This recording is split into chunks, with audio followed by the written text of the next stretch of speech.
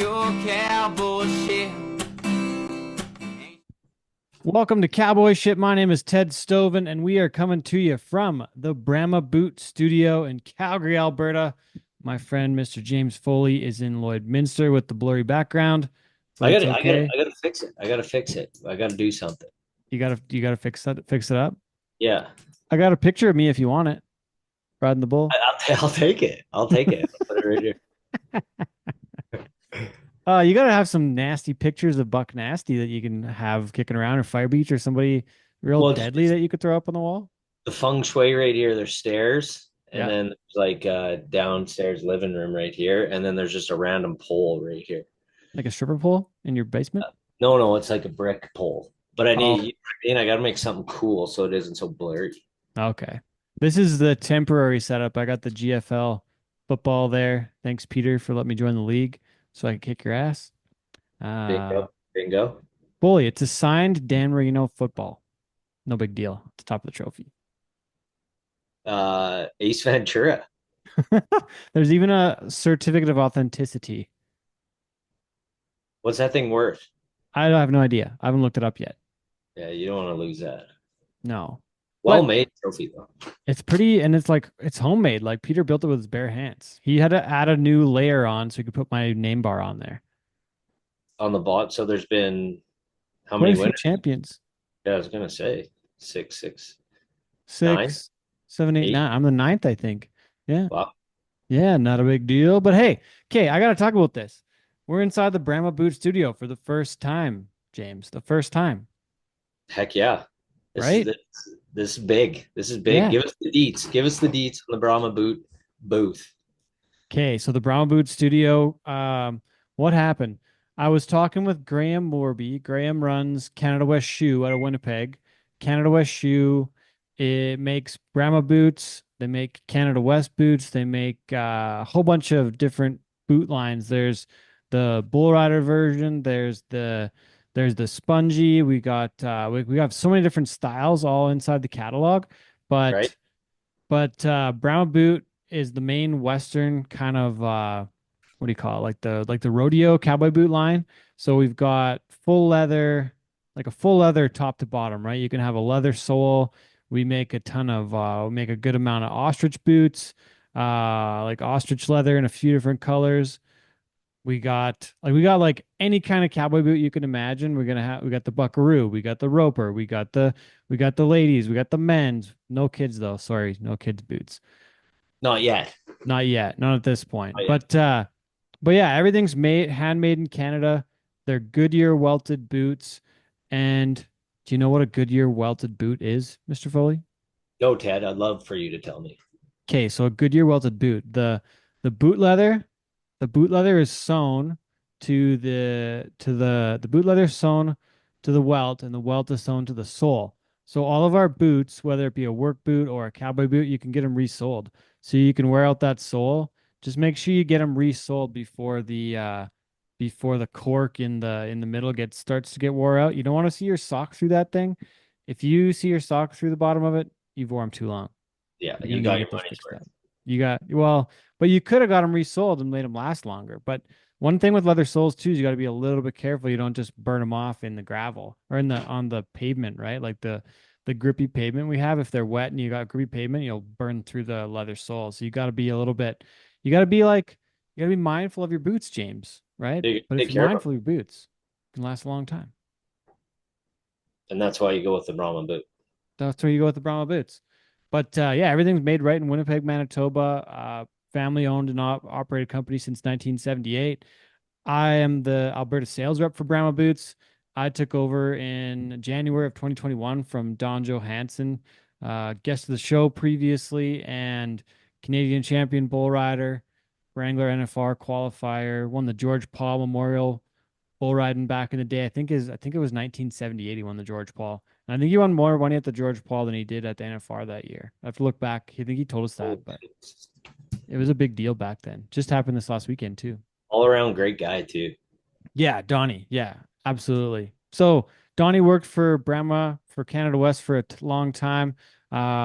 Once again, just like Brahma is a brand that Canada West makes. So we make anything from a casual shoe to like the folks around Lloyd. We sell quite a few boots in Lloyd at Northern Factory, and they're mostly all work boots, right? So you got full on CSA steel toe. You've got the Western boots. You got casual, like a Blundstone kind of shoe you slip on. We call them a Romeo. Like there's a huge catalog of boots that you can choose from. Check it out, CanadaWestBoots.com. We're working on a little bit of a promo. Might be a giveaway or two coming up, James. Woo-wee. Yeah. The only thing I dropped the ball on today was I don't have any boots in the background. Needed to have some Right. like boots kicking around so I could explain some stuff. But Where are your boots? my You don't, boots, yeah, you don't want to bring them up. actually, well, they're in the cupboard in the closet out front, like in the Oh, entryway. Yeah. I get it. Yeah. But I think I'm gonna have to start recording the podcast in my Brahma boots every time. I think that's gonna be a new rule. Yeah, I'm down. I didn't want to wear them in the house, but I might have to. I might have to wear my boots for the show. Well, they're comfy, right? So it's not like it's gonna matter. Yeah. The other thing too is like for me, I have had a couple pairs with like rubber soles on them, and for me, my feet run a little bit hot, and I don't know how much truth there is to it, but with them being leather sole, like everything I wear now has to have a leather sole if it's a Western boot. I feel like they let my feet breathe a little bit more. Um, some of the synthetic stuff, like I honestly haven't wore a pair of, I don't know if I've wore a pair of Ariat boots since I was a kid. If they were like I don't know I don't know if I've ever wore a pair of their boots, but since I've been on the Brahma train, it's all I have. And there's a pair that I wear that I end up they're kind of like the mudders now, where they go to the working shows, but there's a bit of mud out or whatnot. Those are always in the truck, or they're the boots that I used to set up in too. I remember hanging off of a bar in Pollockville, like 50 feet off the ground, and I had to like parkour my way off of a Zoom boom onto like this platform. And I was wearing my boots at that point when I like swung myself back and forth. So I had enough momentum that I could like jump on to the platform, safety third at that point. But I was wearing my Brahma boots because those Oh yeah, things so they feel like lots of sneakers. grip. Lots of grip, safe. Yeah, pretty safe. No, I don't even have any steel toes because You don't need them. I don't know if I need those. Yeah. Cowboy boots. I'm just on the tuck and roll policy at this point. If you don't need a pair of steel toes, don't buy it. No, no. But if you do, we make a good set of steel toes, Northern Factory, that's where you get them. right? In In Lloyd, Lloydminster. in Lloyd. Yeah. In Lloydminster. So, but yeah, check it out, CanadaWestBoots.com. I'd appreciate it if everybody would take a look. Make sure to support us. Check out find your local retailer wherever you might find your local Bramos and Canada West shoes, Canada West boots all across the country, all across Canada. Like I said, made in Canada. That's a great time to buy Canadian made, everybody. We're I don't want to knock on anybody else in the boot business, but let's focus on some Canadian made right now. Yeah. James, let's do that. Now's the time. Let's Now's the think time about to it. do it. Yeah. So At least buy one pair, try them out. try them out. You can call me a liar if you don't like them. Yeah. Reach out. Yeah. TikTok, But Instagram, Facebook. they uh they will like I will say that like you can't just go like buy a pair and go to the Calgary Stampede for the day. You might want to have a little bit of a break-in session where you wear them for a few hours, take them off, wear them for a few hours, take them off. Wear them for half a day, take them off. They're not, I wouldn't say like for me, high quality boots, footwear, that stuff with the cork in it, like there's an actual layer of cork in them. And Right. one of the next shows I'll do some boot education for the folks and show you what like a cut in half boot looks like and what Oh, all the different materials are. But there's actual cork in it, so it's gonna take time for your foot to wear down that cork a little bit, where it grooves around your footbed, right? Like the leather and the cork. So some quality shit in these boots, James. Handmade in Winnipeg. so if you're going to Calgary, you're probably going to want to pick them up about June by at least June 10th. I would say June 10th. Yeah, give you at least 3 or 4 weeks, get them broke in. Yeah. But now I can wear them all day, every day, and like I can wear a cowboy boot, 250 days of the year easily, maybe more. But I know my buddy. I'll have to get Monty Phillips on for a testimonial on his boots he got from me a while back. He's got a couple pairs now, but Oh, Monty's a good big fan of the boots, and I'd say in my experience, I think they're a really solid riding boot. They got a real actual steel shank in them. Now, some of the Cowboy boots are made of a plastic shank, but we actually have like a steel, like solid steel shank. I'll show you that in one of the future episodes. We'll do a little Brahma boot, little Brahma Brahma boot boot. breakdown. Yeah, the The Brahma Brahma boot boot breakdown. breakdown. Yeah, I You like can that. trademark that fully. I appreciate that. Triple B, the triple Yeah. B. Anyways, we'll do a little Brahma boot breakdown in some future shows, but just want to thank Graham, thank the crew at Canada West Shoe.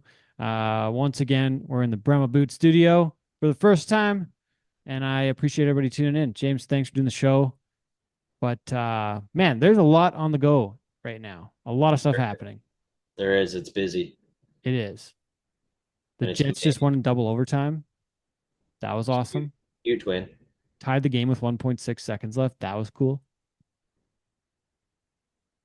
Then went into the first. Had a breakaway. Binnington, Team Canada goaltender, saves. And then it kind of slowed down. Second overtime was a little slow, but I get it. You're You look absolutely, tired. yeah. You're bagged. Yeah, there's guys with 45 minutes of ice time. That's nuts. That's totally nuts. Uh then you've got but like I mean, how about three Canadian teams making it to the second round? I don't know when the last time this happened was. I don't know either because the Jets never get out of the first round. Well, neither did the Leafs. Unfortunately, sorry for your Leafs. Yeah. They've only done it twice now in the last how long? Yeah, and I don't know if we're gonna make it out of the second round. No? Are you guys in deep against Panthers Florida? are a wagon. I think the Panthers are a wagon. Are they? Yeah. Did I send you that thing with the trailer park boys and the big kitty? No. Oh shit, I gotta send you that. It's hilarious. Yeah, do it. Do it. Oh yeah. Uh anyways, I like it. 3 out of 8 of the teams in the second round are Canadian. How sweet is that in the NHL playoffs? We need it. We need it. Canada's got to win a cup sometime. Oh yeah. Well, I think this statistically is the best chance we've had in quite a while. So hopefully it'd be unreal if we could get all three to the next round. I don't know how likely it is, but TBD. I've been hoping for a Leafs Oilers Stanley Cup final for a while now. Everybody but the NHL wants that. Nothing worse than two Canadian teams for a sport to play in the final. But is anyone in Florida even watching hockey? Like last year in the Cup final, like was anybody in Florida? Did they even give a shit? Hardly. There can't be that many hockey fans in Florida. Probably not. Probably not. Probably ex-Canadians that have moved down there and retired. Yeah. Yeah. I wouldn't say it's a hot commodity. I don't think what ticket price. Well, ticket price, all the Canadians flew down there last year. It's true. It's probably cheaper to go there than it was Edmonton. So I think Florida and Tampa Bay have been wagons for a long time. They have been really good, but there's no state income tax. So those guys can take less money, but they take home more money. Yeah. Yeah. So it'll be interesting. I think it's gonna be. I don't know who's gonna be in the final. Yeah. We'll see. Hopefully, I'm hoping sorry NHL, but I'm hoping Leafs Oilers. Yeah, that'd be good. Sorry to my Winnipeg friends. I'd be okay if it was Winnipeg too, but as an Oilers fan, I would love to see Oilers hockey. I'd love to see the Oil in the final once again. They gotta get that dub while McDavid and Draisaitl are around. They gotta do it. They gotta get the dub. I'd like to say if a Canadian team wins, I'll be happy. I'm a Leafs fan, but I'm not a die-hard Leafs fan. No? I'm more at the age now where I appreciate the players. Like I like players, but team-wise, like I like the Leafs. I mean, if the Leafs won, that'd be great. Are they going to win? Probably not. They choke all the time. But I like the players more. So yeah, McDavid deserves a cup, man. The guy's the face of the NHL. He's gotta get a dub. He's got it. He's like Ovechkin 2.0. Yeah. Yeah. Essentially. Okay, and the PBR World Finals start this week on Thursday, May 8th. It's my birthday. PBR World Finals. That's what I get for my birthday this year.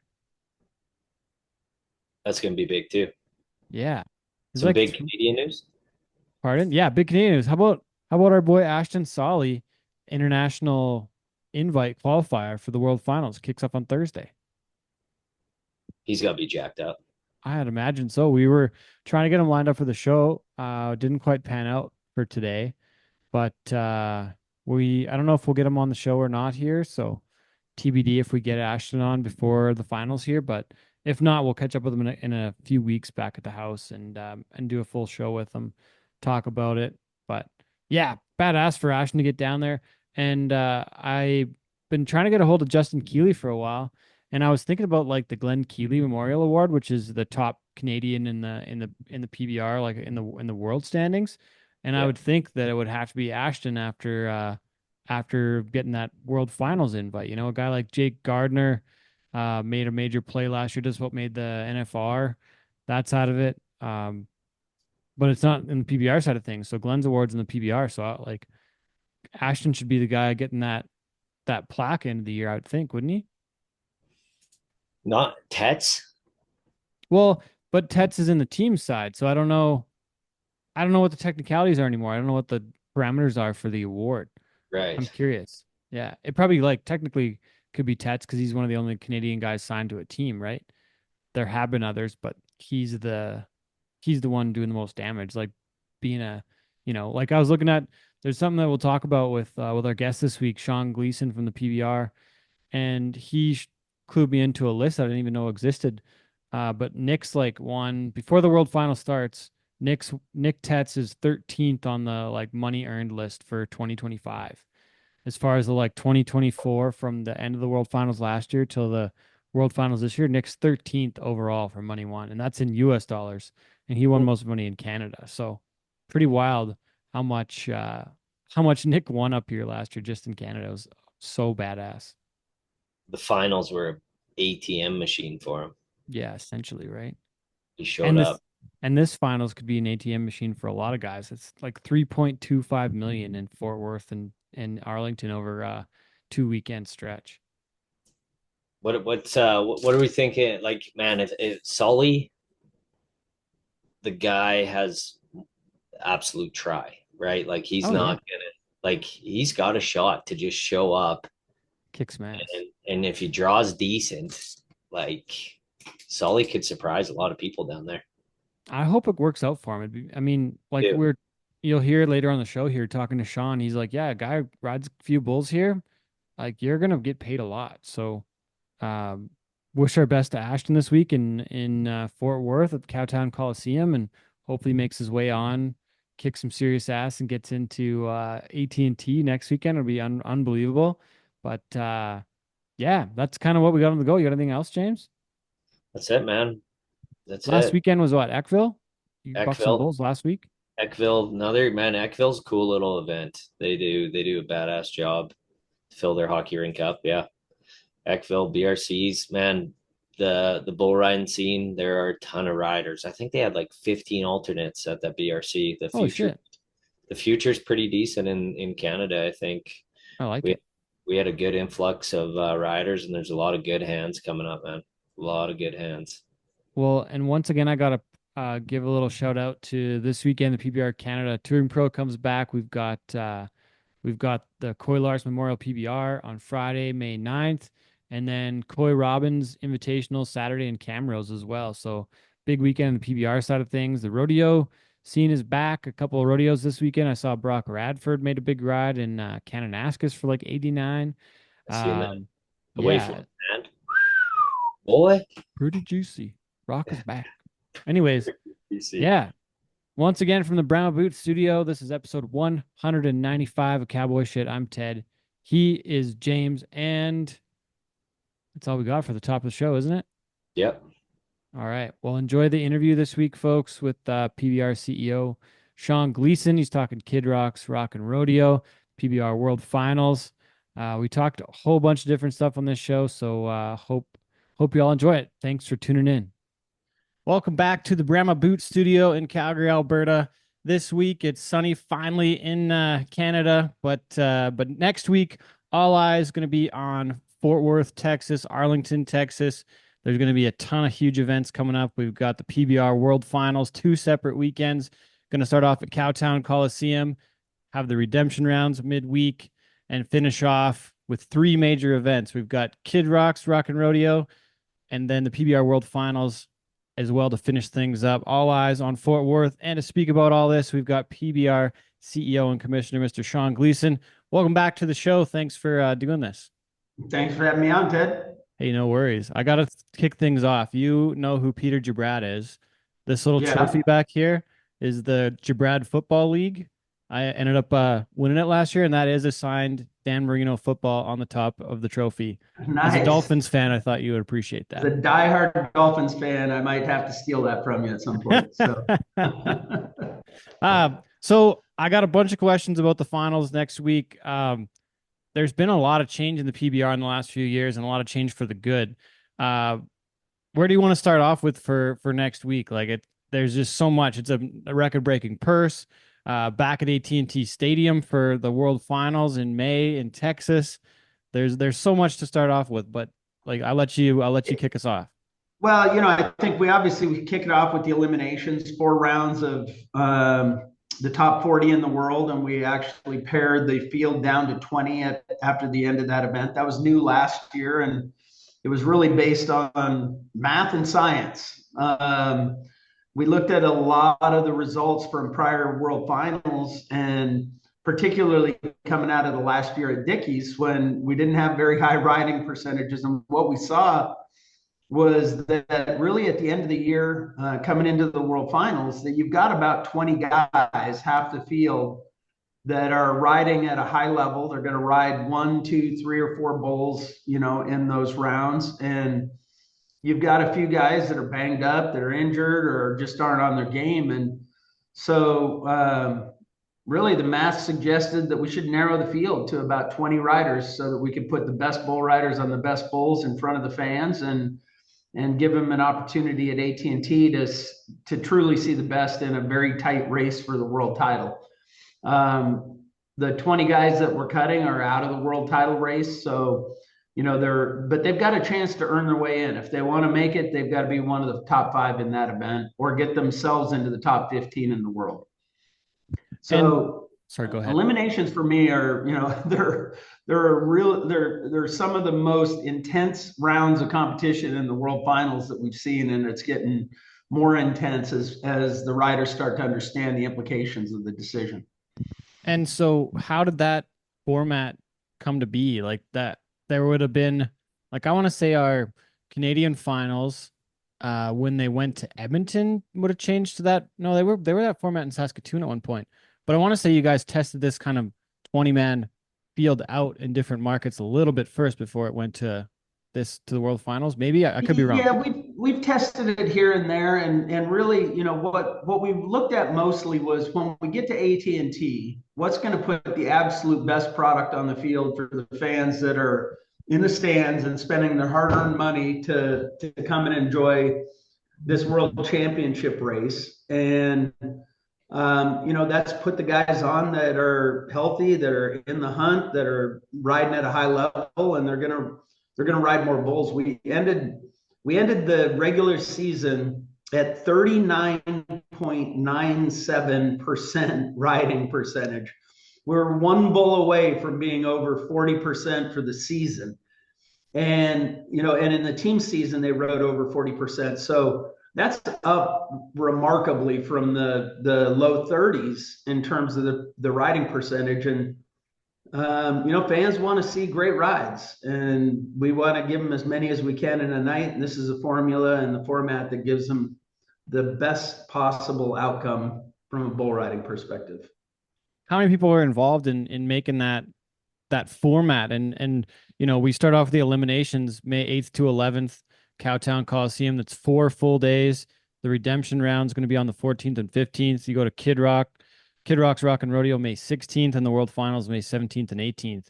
But there's this is almost going back to the Mandalay Bay and UNLV kind of format where there's 2 separate weekends. A little bit. It was, I think everybody rode every day at those ones. We in that one we had everybody ride every day, but we even looked back to those days to see how many of the guys came through 7 rounds or 8 rounds of competition and rode 0 bulls, and there were a lot of them. And it's just in the grand scheme of things, if those guys aren't going to ride or bring their A game, then they don't necessarily deserve to compete at the highest level at AT&T. And it's been a little bit of an unpopular decision among some of the lower ranked bull riders for obvious reasons. They don't get to make it on to AT&T, but that's where we brought Ride for Redemption back. And that's truly the opportunity for 5 more guys to make it through and bring their A game at the last minute and make it onto the stage at AT&T Stadium. So in order to not get in, you basically have to not ride a bull.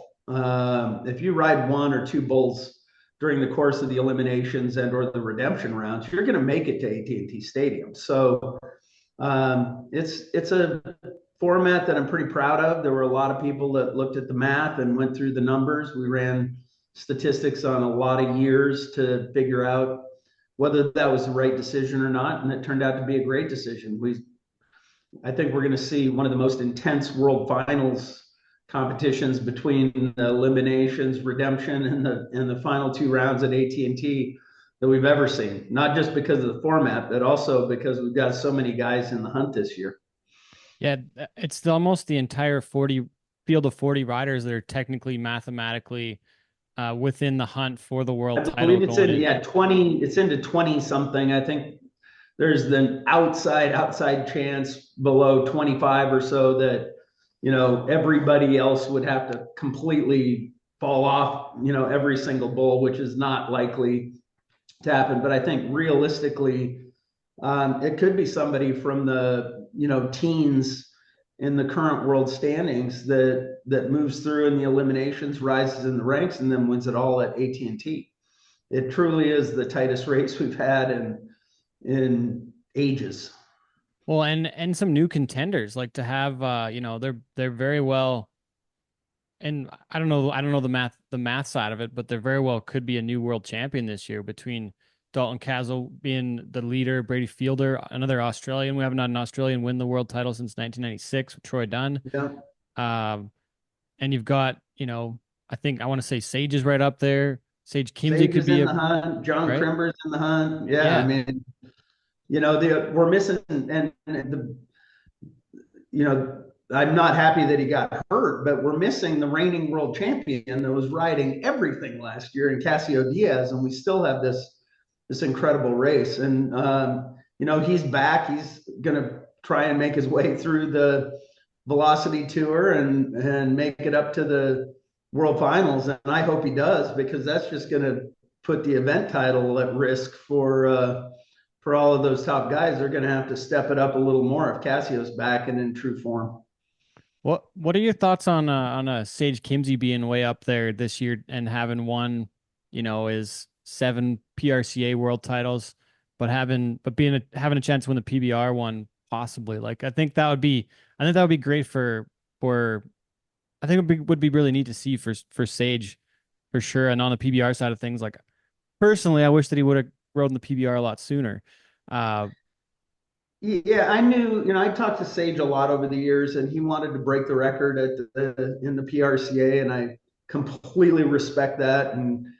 And I think that if Sage can, he's a little advanced in age, and I wish it was a few years sooner, but I'm hoping that Sage can ride at the high level that he always has been, and maybe take home a world championship and just prove to the world that he is one of the greatest of all time. I mean, he's already up there with 7 world titles in the PRCA. He's already up there. I mean, you got to put him in the top of the list with the greatest ever. But if he can win that many PRCA titles and 1 or more PBR world titles, you got to start talking about the GOAT. Absolutely. Well, and you mentioned advanced in age, but he's still only 30 years old. Like Adriano won his last one in what, 39 in 2004? Yeah. Is that right? So technically, but you but still, get on ranked PBR Buckers week in and week out, and 30 is long in the tooth, for any bull rider, but particularly at the PBR. I do think Sage has got a lot left in the tank. I was in Tacoma, and he was literally half a second away from what arguably would have been a 90 something in Tacoma, and who knows where he'd be sitting had he ridden that bull, because I think he was fixing to win the round. He was fixing to go into the championship round in 1 or 2, and who knows what happens if he wins that event coming into the PBR World Finals. But the true professionals like Sage, he'll shake it off, and I wouldn't be surprised if he doesn't win eliminations and everything else through the weekend. I just got to quickly on Tacoma. How about Keyshawn Whitehorse? I was sure happy to see him get a win up there. That was Yeah, really cool. Keyshawn is just a fan favorite. He's one of our favorites. He's such a good guy, and to see him put it together and win an event, especially coming into the World Finals, that's what you want to see. You want to see momentum here at the end of the year because there's so many points up. There's so many bulls left to ride, and the guy with the hot hand. I mean, don't forget, you get to take home hundreds of thousands of dollars for winning the World Finals event, let alone winning that World Championship. So there's a lot on the line coming up. And correct me if I'm wrong, but isn't this the richest World Finals ever as well? Yeah, I think we've added money every year here and there, and this has got to be the richest World Finals. I haven't actually looked at numbers, but I know we added a lot of money this year, and so got to be the richest. It's more than last year. I think I've got the actual number here. Oh, $3.264 million this year. And I think the most, pardon? Yeah. Yeah. Is that the entire event, including redemptions? Yeah. Eliminations, redemptions, and the championship rounds. All technically three separate events. Yeah. And it's, what is it? It's just the elimination rounds paid like the World Finals used to pay. So first in the round, $35,000. And if you win the aggregate at the elimination rounds, it's $150,000 check. Like that's one of the biggest checks in bull riding, and that's just the preliminary rounds. Yeah, I mean, if you just win the rounds and the events between eliminations and the final 2 performances at AT&T, you're going to walk away with $600,000-$700,000. Yeah, this is. I don't know if this was the case last year. I'd have to look back, but just the round money at AT&T is $75,000 and the aggregate pays $350,000. Yep. Yeah. Unbelievable prize money. Like it's still not enough for what those guys put themselves through week in and week out, but we're working on it, and that's certainly part of my job is to keep putting money in the pockets of the bull riders. Well, and there was a new piece this year with Michelob, wasn't there, on one of a new bonus? Yeah, there's a new bonus with Michelob that is on top of the round money, and yeah, we're trying to build that into a lot of our sponsor packages. The opportunity that riders can earn more and bonuses and programs that are benefiting our sponsors as well as the riders. So with like I look back and look at the prize money that guys would win a while ago, and it's kind of like, I think it was like 20,000-30,000 an event. Now we're like 40,000-50,000 an event in the regular season.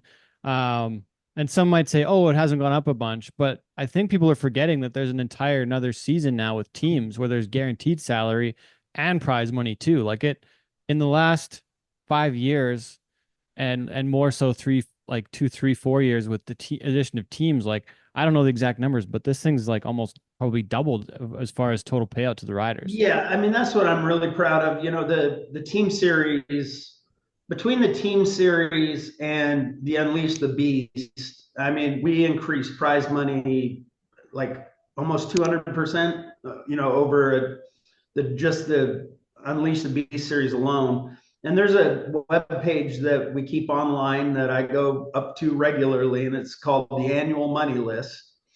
And it's how much money that a bull rider has won in the PBR just in prize money alone from the league. That doesn't include their sponsorships or their endorsements or the EA contracts that they sign with the teams. So just in prize money alone, we've doubled or more than doubled the annual earnings of the top 100 bull riders in the world. And if you look down that list, you'll see that In 2018 and 19 and any year prior, there were about 20 some odd guys that would make 100,000 in prize money or more on an annual basis. And I would come back every year from the World Finals and I'd look at the system in total, because we're not one event, we're a series of events that lead up to a championship in both individual and teams. So you can't look at one event and say, oh, well, this event pays that. And, compared to you, it's, you're only paying 75,000 a round and they're paying 100,000 a round. Chances are that's one event, one round or two rounds in a year, compared to the fact that we're doing that 23 times in the regular season to pay out, big money in the rounds, big money in the aggregate, and then leading up to the finals. But collectively, when I look at it, I look at what the bull riders can earn, prize money, and then the EA contracts now from the teams. And you look down that list, and there's 40 guys before we even go into the $3.25 million World Finals and pay that money out. There's 40 guys that have already made over $100,000 this year in prize money alone. Again, not counting the team's money, which is significant in what they're getting from their teams and their contracts. And when you can do that, and we can keep spreading that money down the chain of bull riders, you've got more bull riders that can truly turn around and say, I'm a professional athlete. I make my living off of bull riding. I don't have to have a day job. I don't have to, work weekend or work during the week and ride on the weekends. And that's really what we're after. For those guys that deserve it, for the guys that ride at a high level, we want them to be able to make a commitment to their sport, commitment to be a professional athlete, and then give them all the tools that they need to succeed and pay them accordingly. I didn't even know this list existed, Sean. I'm cruising through it right now, and Dive through it, man. Go back and look at the prior years. I encourage everybody to look at it, because you'll see some criticism once in a while of, oh, well, the round money hasn't gone up here, or this hasn't gone up there, but what really matters is how much did each bull rider earn over the course of a season, an event, whatever it is. But really, it's about the season. We want professional athletes that are competing in whatever they want to compete in, because they don't have to compete in UTB and they don't have to compete in teams. They can compete in one or the other if they want. And that's really been an opportunity that you see a guy like Cooper Davis that's extending his career by 2 or 3 or 4 years now, because he's riding in teams only.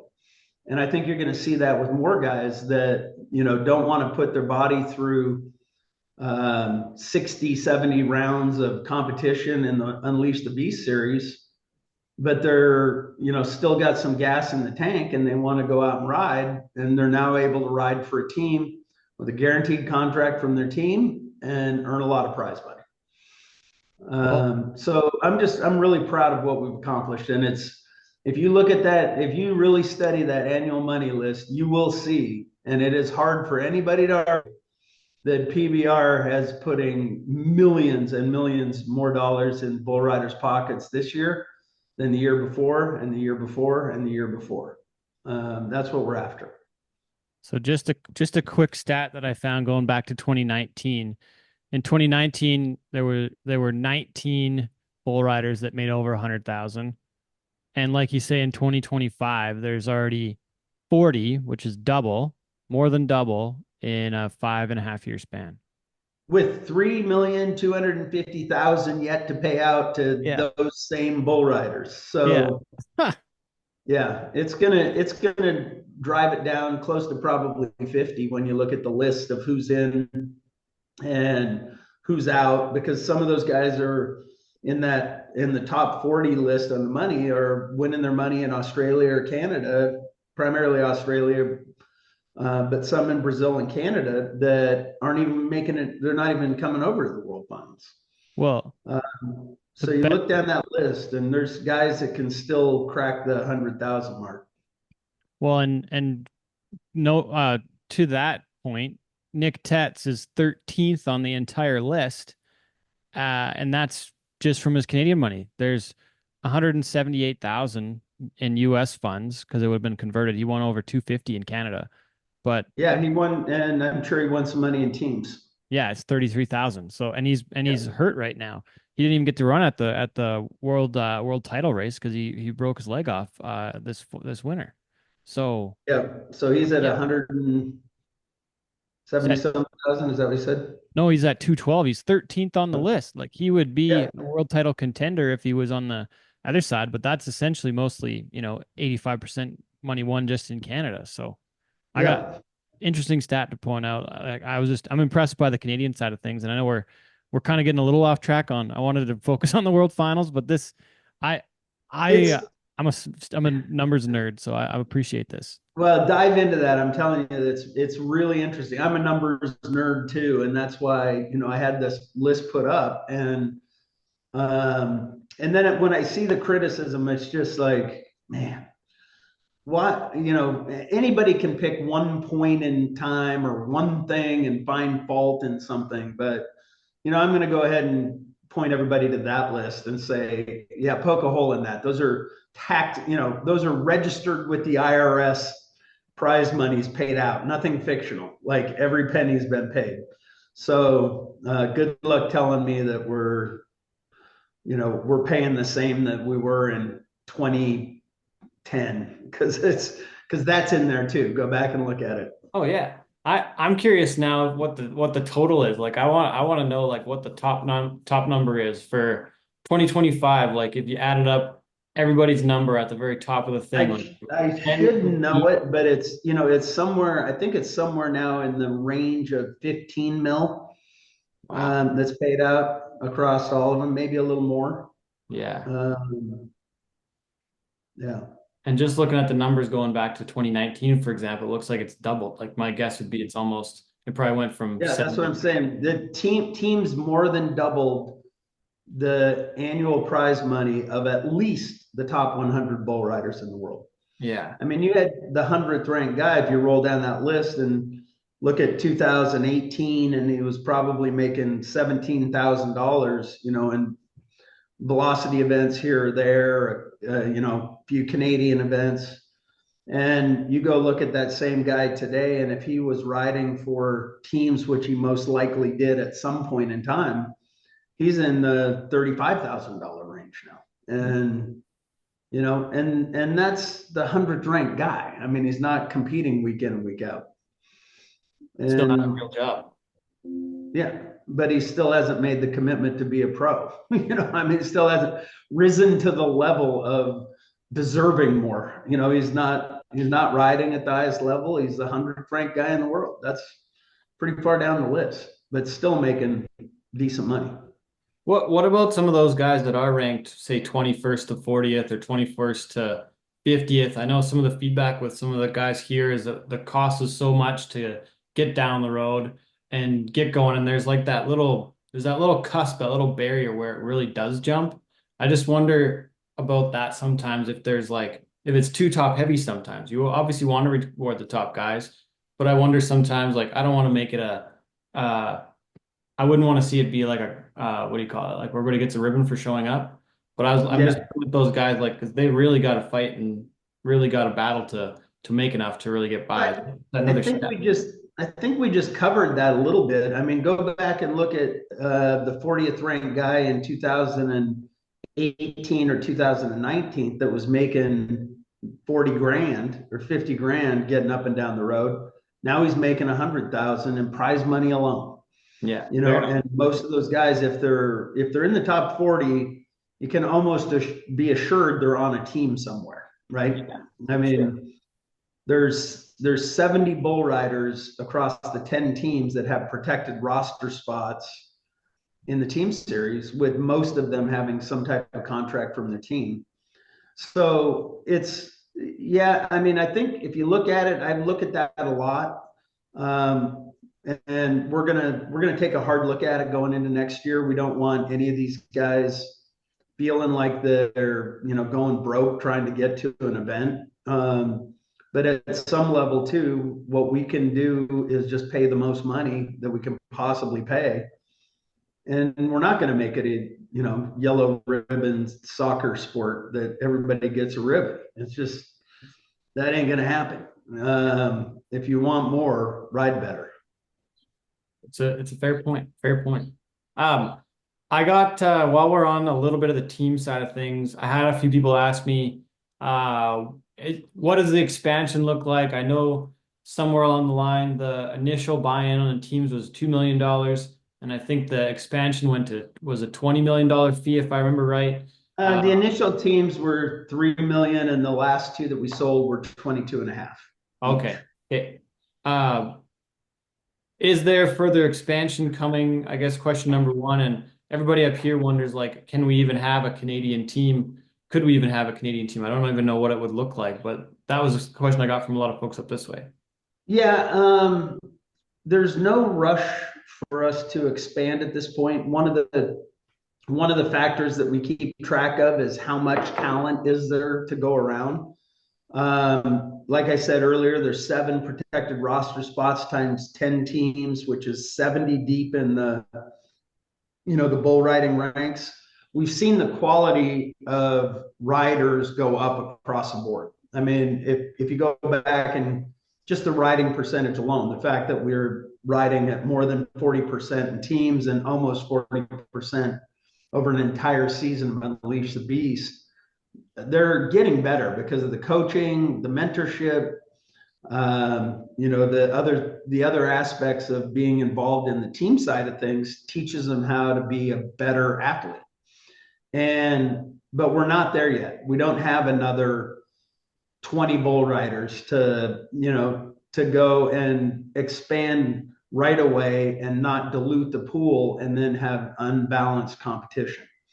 So we're constantly looking at how many riders are in the funnel and who's coming up. But really what we're seeing now is the coaches are truly taking these guys and they're teaching them to be better bull riders. I mean, Brady Fielder, in my opinion, is a great example of, he's always been a really good bull rider. But when Cody Lambert got his hands on him and started teaching him a few things and my understanding is Brady has been an incredible student trying to learn and better his game, that after that first season, or last year's season when the Rattlers won the team title, I went over to the Australian finals and told Glenn Young, good luck putting up anybody that's going to beat Brady Fielder at this event. And Glenn's trying to tell me, oh, the Macaulay Leather and the Leather Brothers are pretty good. And, this guy's riding great. And I'm like, you don't understand, Glenn. This is a different level. And I said, Brady Fielder's going to walk away with this. And he didn't believe me. And Brady Fielder walked away with it. But I think it was because, and then you see now he's in, and I told Glenn at the same time, I said, Brady's going to be in the hunt for a world title next year. And he's like, well, maybe, and guess what? He's in a hunt for the world title. And it's because I've seen the impact that coaching has had on him and his style of bull riding. And he's just fundamentally almost flawless in his riding style. And that's teaching, that's coaching, that's a great student that's willing to learn and cull something from people that have come before him.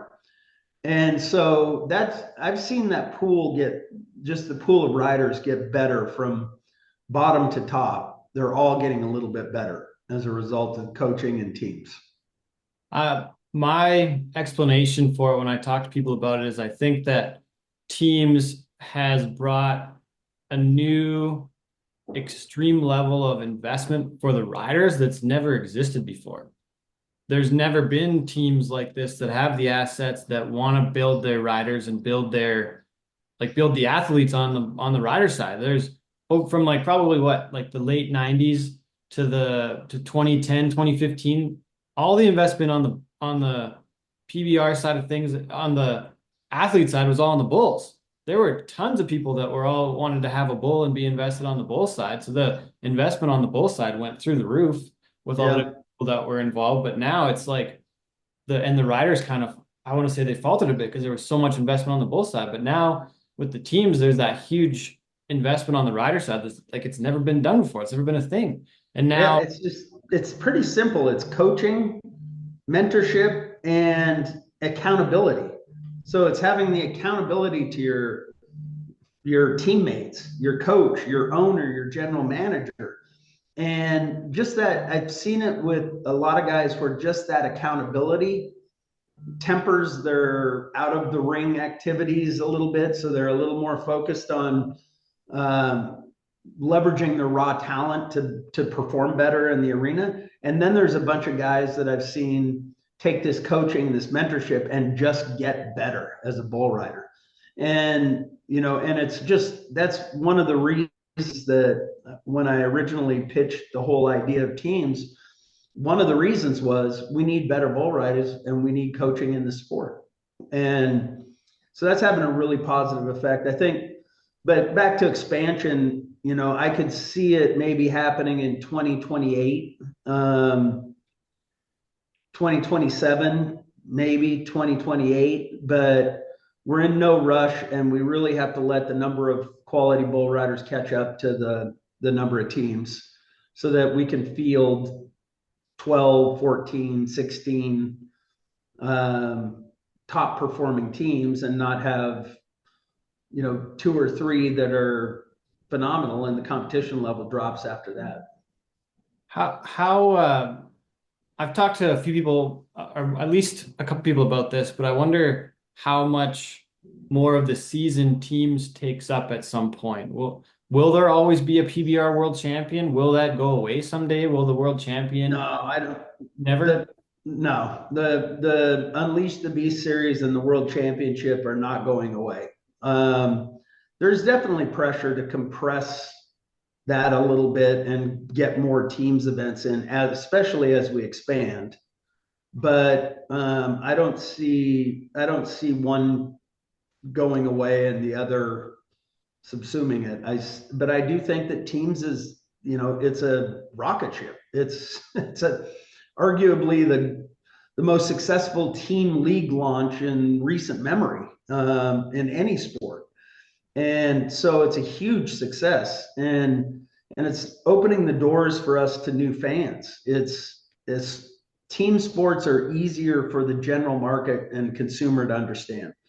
And, the people that want to be critical and say that we're ruining bull riding and it's always been individual sport, we haven't changed bull riding rules at all. It's 8 seconds, one hand in the rope, can't touch the bull, you get a score, half the score goes to the bull, half to the rider. There isn't a single change in the fundamental sport of bull riding, but putting 5 scores into a bucket somehow is ruining the world, and but it really, those people are they're short-sighted, because what we're trying to do is open the world of bull riding to more fans, and team sports are easier for people to understand. I mean, individual bull riding is complicated at any level. PBR, PRCA, it's like, well, you got a months-long season of individual rounds and aggregate scores and, points that go in based on your performance here and there. And I wrote the rules, and I still couldn't even tell you exactly what is the 4th place guy? How many points do they get when they finish 4th in a round? And what does it mean? And you have to go in and digest that after the fact. And so for years, we get new people out to the events, and you're trying to explain this to them. Well, they ride one on Friday, they ride one on Saturday, and then the top 12 come back and ride another one. And then the aggregate of those 3, then it ranks them, and then they got points for the rounds, and then they get points for the aggregate. And then we move on to the next event, and we do it again, and we do that 23 times. And then we go to the World Finals, where the points are 3 times, bigger than that. And you've got to be a real diehard fan in order to maintain and follow that competition structure. And I love it. Don't get me wrong. I am still, to this day, probably one of the biggest fans of PBR's brand of bull riding that there is. I still get goosebumps when Sage Kimsey comes half a second from riding that bull. I know the implications of it. I know that was a big buck off because of the way the points work and the way that the season unfolds. But not many people do. They watch that ride and it's, oh, he got bucked off. And team sports, completely different. The score is 89 to 90. They need to have at least 1 point to tie and 2 points to take the lead. Let's see what happens, this next ride. It's really easy for a casual fan to appreciate bull riding, understand it in a game. We didn't change bull riding, we changed the game in a game that now is more appealing and more understandable to a general audience. I think I was talking to Slade Long about this years ago, but I looked back at all the numbers on I don't know if it was on the PBR.com or what it was on standings, like on the world title race. And what I saw, one of the things I noticed that it came down to that I could say like could really simplify it is just go back down to the guy that rides the most bulls. And I know that doesn't encourage the re-ride scenario sometimes, and that would be part of it. But I look back at the different pieces, and there was quite a few years where the guy that rode the most bulls and had the highest aggregate score was the world champion. Like well, we did have that, and to a certain extent, I mean that's the way that the rules and the scoring system were written before I restructured the point system. It was that game of ride the most bulls and keep 70s and 69s and and it didn't matter in the grand scheme of things that you could have a guy that scores a 94 on one of the rankest buckers in the world and he's losing to a guy that kept 270s. Yeah, it doesn't. That's where it doesn't work. And it does not work, especially when you're trying to preserve this concept that the cream rises to the top and gets paid the most. You want to award the guys that excel and exceed and perform at the highest level. And so that's what this point system does. It awards the most points to the guys that deliver the highest overall results and really encourages you almost have to take your re-ride. There's still a lot of guys that don't. Yeah. But you sit there and watch them not take a re-ride, and it's like, you don't like money and you don't like to win. Because I know that that is going to not win you. It's certainly not winning you money in the round, and it's going to kill you in the aggregate at the end of the day. So what's the point? Yeah. It might as well be a zero. And guys get banged up and they get hurt, and I get that. But when a healthy guy keeps a 72 on the board and hopes that they ride another one and just outgun them in terms of number of bulls ridden, I haven't seen it work very often under the new point system. Yeah. We only have about 10, 12 minutes left. I gotta touch quickly on the Canadian side of things. In 2023, PBR Canada paid out $880,000. Last year, 2024 was $960,000. Looks like might get to the $1 million mark for the first time this year. It looks quite likely. We got to just briefly talk on the success on the PBR Canada side of things in the last, I want to say the last 5, 6, 7, 8. I guess this is the 10th year already of the tour being on TSN up here in Canada as well. Yeah. It's 10th year on TSN, I think, and it's coming up on 20 years since I opened the doors for the first time in 2006. It's difficult for us. The money and the points and the glory are here in the US. They're in the Unleash the Beast series. And I'm really proud of what we've done in Australia, Canada, and Brazil to create a platform for the riders in those countries to stay home, hone their skills, make enough money to make a living, and ultimately make a choice whether they want to come compete at a higher level or not. But the system is clearly designed, graduate from that and come over here, and it's not just a US tour. We've got as you pointed out, we've got an Australian that's making a run for the world title. Brazilians have won it as many times as the Americans or the Australians have. And so that, this is an international stage that we conduct the events here.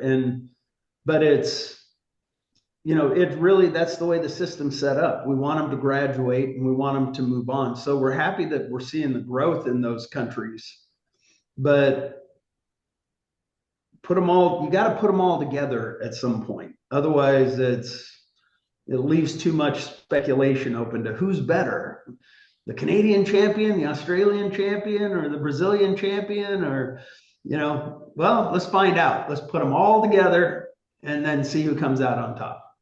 So are you trying to tell us that the Global Cup is coming back? I plan to bring the Global Cup back when we can find the right window in the schedule to make it happen. With the launch of teams, it obviously, there isn't a lot of downtime in anybody's schedule. So I definitely think we'll bring that back at the appropriate time. It's a great format. Love it. It's really the genesis of why we launched the team series in the first place. And so it's coming back at some point. I just don't know when. What conversations have you had with the International Olympic Committee to make it an official sport in the Olympics? We did years and years ago, and it was just pretty obvious that, it's hard to cross the threshold to be a Olympic sport when you really only have high quality bucking bulls in Canada, the US, Brazil, Australia, and a handful in Mexico. I mean, you think about maybe a couple in Argentina, but really there's not that many bucking bulls that are out there. And so people ask all the time, when are you going to Europe? When are you going to the Middle East? And the answer to that question is when we can figure out how to get the bulls in and out of there without having to leave them behind, or unfortunately have them quarantined and then led to slaughter, because that's what happens with cattle when you try and ship them between the countries. And no matter how much we respect and revere our exceptional athletes on the bull side of the equation, there's still cattle. And so they're subject to a whole lot of rules, regulations, and restrictions. There's a whole recent European thing with some new fly or something that's preventing export and import of cattle across European lines now. So there's always something that comes up with cattle that make it tough. And being much different than the horse side of things. Yeah. I mean, we've really got to get the bucking bulls elevated into that domain in order to even look at shipping them internationally and bringing them home. Okay. We've also looked at a lot of options to build bucking bull herds in some other countries and do that, but there's a lot of restrictions around it. And candidly, we've got our hands full building business in Australia, Canada, Brazil, and the US. And so we haven't decided to tackle any of those problems yet. Fair. I had to ask. I've always thought like having rodeo being part of the cultural Olympiad at a couple Olympics. It's always kind of been on the back of my mind. But yeah, there's not enough. There's no Europeans really that can do it. There's nobody from Asia that can do it, and there's a handful from South America. But otherwise, it's pretty much restricted to those 5 countries that we operate in. Okay. Okay, before we wrap it up here quick, I really got to talk to you about the last Cowboy standing, CSU, Colorado State University, July 21st and 22nd. This is an event that previously, last Cowboy standing for a few years has been part of Cheyenne Frontier Days. I read your entire thread on X, and I really appreciate seeing all the breakdown on what all went down. It seems like a very bizarre situation, but I'm excited to hear about how the CSU event goes and the major concerts that are part of it now too. But I just got to talk about that a little bit because that's a major stop on the tour this summer.